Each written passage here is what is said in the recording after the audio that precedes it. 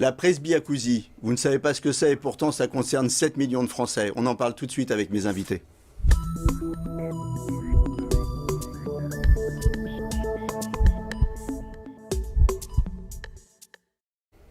Alors la presbyacousie, effectivement, ça concerne 7 millions de Français. On en parle tout de suite avec mes invités, le docteur Philippe Lafosse, vous êtes ORL, et Jens Koffed, vous travaillez chez Oticon.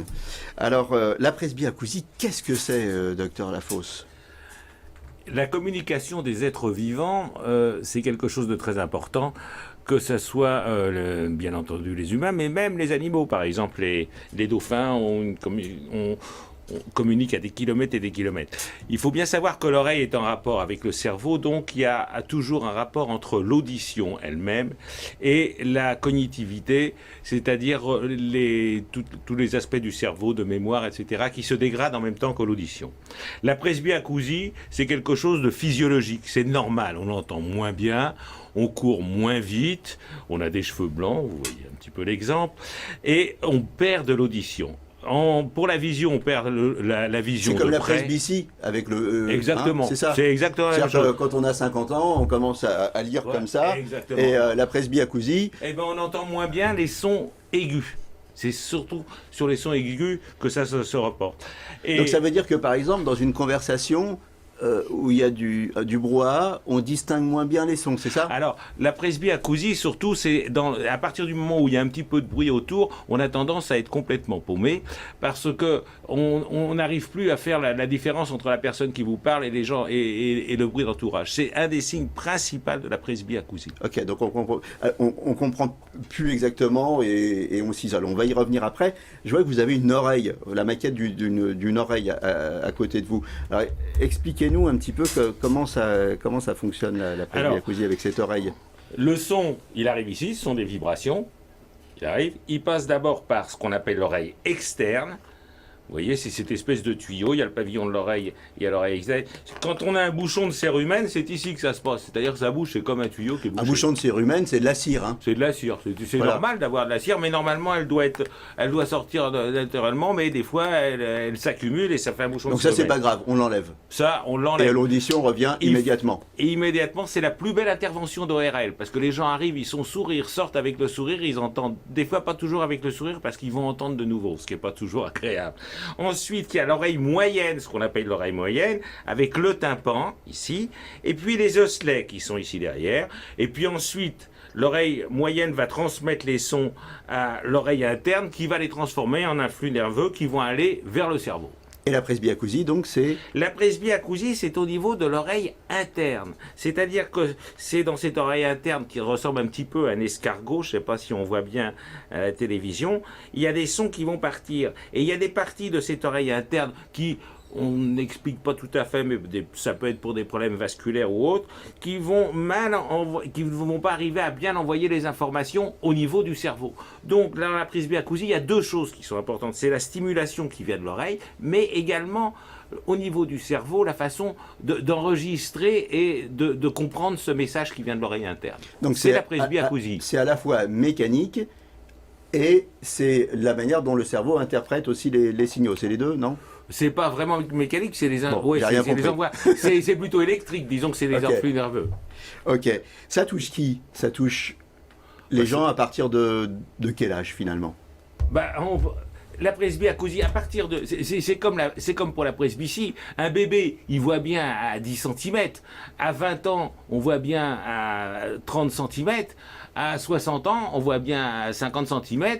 Et à 70 ans, on voit bien au bout des bras. Et la presbyacousie, c'est pareil. Avec l'âge, il y a progressivement une baisse de l'audition. Donc, si on veut... vous avez une courbe, hein, je crois. Oui, j'ai une courbe. Voilà. La courbe, c'est la prévalence de la perte d'audition. Vous voyez que c'est à partir de 60-65 ans qu'on commence à avoir une baisse de l'audition. Ce qu'il faut savoir, c'est que la baisse de l'audition, au début, on ne s'en rend pas compte, mais même chez quelqu'un de 60-65 ans, par exemple, quelqu'un qui a une grosse activité professionnelle, il commence déjà à être gêné. Ouais. Et c'est un petit peu c'est pour ça que Bill Clinton portait des appareils auditifs à 50 ans, alors que Jacques Chirac refusait de les porter parce que la presse se fichait de lui. Oui, parce que chez nous, en fait, c'est ça va à l'encontre de beaucoup de choses, notamment le culte de la performance, du jeunisme, et la presbyacousie est portée à un appareil auditif. C'est le premier signe en fait de cette perte de baisse de performance. Alors ça touche qui? Ça touche d'une manière égale les hommes et les femmes? Oui. Oui. Égalité parfaite. Est-ce qu'il y a j'allais dire, des facteurs aggravants? Le tabac, l'alcool, l'hypertension, l'hygiène de vie, toutes ces choses-là. Il y a une perte qui est physiologique, qui est normale, mais à laquelle peut s'ajouter une autre perte. Si quelqu'un, par exemple, a beaucoup travaillé dans le bruit, en plus de sa presbyacousie, il aura une perte à cause du bruit. Si quelqu'un a des otites chroniques, a eu des otites dans l'enfance, ou a eu des traumatismes, il aura en plus, les deux vont s'additionner. Donc les premiers signes, on en a parlé, hein, on est en réunion, on est au restaurant, on a du mal à comprendre ce que les autres disent, et on fait souvent répéter. C'est le cocktail syndrome. C'est les gens qui commencent un petit peu à s'isoler dès qu'il y a un petit peu de bruit. Je crois que le cocktail syndrome, c'était quand on buvait un peu trop. Il y a les deux. Il y a les deux. Donc c'est quand on fait souvent répéter. Ouais. Et alors là, qu'est-ce qu'on fait comme examen? Déjà, il faut savoir que ce cocktail syndrome, il va entraîner plusieurs choses. Il va entraîner une espèce de fatigue. Le troisième acte du théâtre, on ne suit plus. Il peut entraîner également une espèce d'agressivité. On va être gêné à la télévision et tout ça. C'est un petit peu comme ça qu'on voit. Il y a madame qui dit attends, baisse la télévision, et vous qui dites moi je veux augmenter la télévision. D'accord. Alors à ce moment-là, il faudra faire un bilan. C'est ce que vous me demandez. Donc on va chez son ORL. Oui, alors déjà, on peut faire déjà des espèces d'auto-bilan. Il y a un test qui est très simple, qui s'appelle le test. On va vous. Ça c'est sur ordinateur, hein, non, c'est ça? Non, c'est sur l'ordinateur. Et aussi sur téléphone. Et sur téléphone. Alors ça, c'est un test où on envoie un son. Les sons, ce sont des lettres des chiffres, pardon, qu'il faut répéter. Des triplets de chiffres qu'il faut répéter. Et on les laisse toujours à la même intensité. Mais par contre, on augmente le bruit extérieur. Et on peut voir comme ça, à partir de quel moment les gens, on peut se rendre compte soi-même à partir de quel moment on commence à moins bien entendre. On a une adresse internet ou une information à donner pour que... Monsieur Hens. Oui, c'est le www.hein-test.fr. On le répète. www.hein-test.fr. Donc là, on fait ce petit test et on a déjà une première approche. C'est vrai. Bon, ensuite, il y a également chez les audioprothésistes qui très souvent proposent de faire un petit bilan, mais ce petit bilan, il faut savoir que c'est uniquement si on est presbyacousique. Si on a un bouchon de cire, ils ne le font pas. Et puis surtout, c'est chez l'otorino où on va faire un audiogramme. Alors, qu'est-ce que c'est un audiogramme? Alors, un audiogramme, comment ça se passe? C'est ça, un audiogramme. On est dans une cabine. On se met dans une cabine ou dans un coin, dans une cabine, et puis on met un casque sur la tête et on va vous faire entendre des signes. Là, je vous montre un exemple d'audiogramme. Là, vous avez l'oreille droite, l'oreille gauche. Quand on va de là à là, on va des sons graves aux sons aigus, et plus on descend, plus il y a une perte d'audition. Et d'après cet audiogramme, on va décider qu'il y a un certain degré de perte de l'audition, et à ce moment-là, on verra qu'on a une presbyacousie. Et donc après, les remèdes, c'est comment remédier à cette presbyacousie? On a des petits appareils. Alors là, il y en a vraiment un qui est minuscule que j'ai dans la main. Hein, ces petits appareils, quand on les met dans l'oreille, ils sont absolument, totalement invisibles. Okay. Et puis on en a un petit peu plus gros, mais enfin à peine. Hein. Donc il y a toute une gamme d'appareils comme ça qui vont servir à équiper les gens. Alors parlez-nous un petit peu de ces appareils. Qu'est-ce qu'ils ont de nouveau? Qu'est-ce qui fait qu'ils apportent un réel plus? Alors les nouveautés, c'est surtout que nous arrivons à apporter une meilleure audition dans le bruit. Il faut savoir qu'on a toujours apporté une meilleure audition pour les sons faibles, dans le calme. C'est par exemple la sonnerie à la porte ou le téléphone qui sonne, le conjoint qui vous appelle d'une autre pièce, etc. Ça, on a toujours bien fait. En revanche, le bruit, c'est beaucoup plus compliqué parce que le bruit consiste souvent de voix. C'est le brouhaha autour dans un restaurant, à une fête de famille. Donc c'est très difficile. Donc en fait, ce que vous nous dites, c'est que ces micros-là, ils sont capables en fait de trier les bruits. C'est pas simplement un amplificateur. Non. Hein. Si je fais le parallèle avec la presbytie, on a dans les pharmacies ou dans les supermarchés des lunettes qui sont des loupes. hein, simplement. Ouais. Bon, bah là, c'est pas simplement des amplificateurs, Non. mais c'est en plus des processeurs qui sont véritablement capables Ouais. de trier les bruits Ouais. et de faire ressortir ceux qui sont importants pour vous, c'est ça? Voilà. Donc, parce que jusqu'à aujourd'hui, on a utilisé ce qu'on appelle des microphones directionnels. Et ça, c'est une technologie qui permet de focaliser sur l'interlocuteur en face. Donc, ça apporte une meilleure compréhension de l'interlocuteur en face. En revanche, j'entends moins bien les personnes qui sont de côté. Donc, ce n'est pas très pratique à table dans un restaurant lorsqu'on est 4, 5, 6 personnes.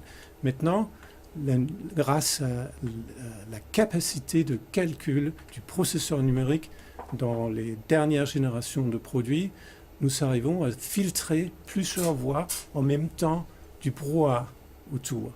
Et donc ça va permettre à la personne de participer dans la conversation à table, même si il y a plusieurs qui participent à la discussion. Alors, on n'a plus beaucoup de temps, on va aller vite dans les questions. Donc, les innovations, c'est la miniaturisation, ça, on l'a vu. Le processeur qui permet donc d'identifier les sons, et puis la connectivité. La connectivité aussi, puisque l'appareil se connecte sur mon iPhone et donc transforme mon iPhone en télécommande. Je peux faire plus fort, moins fort, je peux changer de programme, etc. Également, les appareils se connectent et se transforment en casque, donc je reçois le son de l'appel direct dans les deux oreilles, donc ce qui favorise aussi la compréhension. Et finalement... Ça, c'est quand on reçoit un appel téléphonique. Un appel téléphonique, oui. Ou bien, lorsqu'on regarde la télévision, on peut connecter une petite boîte sur la télévision qui transmet les sons de la télévision direct sur les deux. Donc, on rappelle que c'est très, très important de faire quelque chose et de s'appareiller parce que c'est véritablement lutter contre l'isolement, mais aussi lutter contre les dangers de la vie quotidienne. Quand on conduit, si on n'entend pas les autres arriver, ou quand on est piéton, si on n'entend pas les autres arriver, c'est un vrai problème. Donc c'est important de s'appareiller, hein, c'est ça? Voilà. Alors, ce qu'on va nous objecter souvent, c'est le prix de ces appareils. Ils sont encore chers. Ça va évoluer, ça, le prix, avec il y a 7 millions de personnes qui souffrent de presbyacousie, donc on suppose que le marché va augmenter, donc les prix vont diminuer, non? Les prix déjà se trouvent dans une fourchette entre 1 500 € et 4 000 € pour 2 appareils, parce qu'en général, il faut s'appareiller avec 2 appareils. Hein. Et on bénéficie d'un remboursement de la sécurité sociale de 120 € par appareil. Et puis après, il y a la complémentaire. Les complémentaires remboursent en moyenne dans les 400 € par appareil. Ce qui est important de rappeler, c'est que dans le prix de l'appareil, il y a tout l'aspect réglage et suivi de l'appareil fait par les audioprothésistes. Exactement. Vraiment, on a vraiment 30 secondes. L'important, c'est de l'audioprothésiste, c'est-à-dire que l'appareil qu'on vous donne, c'est comme une Ferrari, mais si moi j'ai une Ferrari, ou si c'est Nicky Rosberg qui a une Ferrari, il ira 2 fois plus vite que moi. Là, pour les appareils, c'est pareil. Le même appareil, pareil, un bon audioprothésiste sera 2 fois mieux que s'il est vendu comme ça, un petit peu à la sauvette. Mais je vous remercie tous les deux, hein, c'était très rapide et il y avait beaucoup de choses à dire sur l'audition. Je rappelle le titre de votre livre, Bien vivre en étant malentendant. Merci à tous et portez-vous bien.